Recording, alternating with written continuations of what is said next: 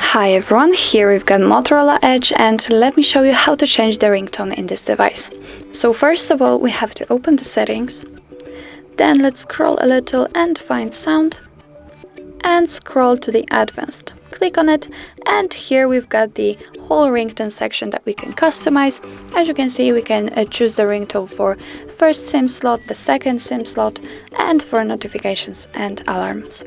So let me pick, for example, this ringtone. And here, as you can see, we've got the list of default ringtones. If you want, your device gives you an opportunity to add a ringtone, so let's click on it. And if you have any downloaded compatible files, then they will appear here. As you can see, I have no items, so let me get back and let me choose something from this one. If you want to listen how it sounds, simply click on it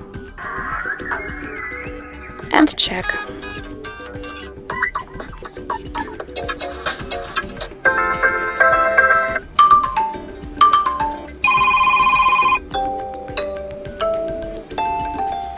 Okay, if you are ready to choose your new ringtone, then simply click on OK.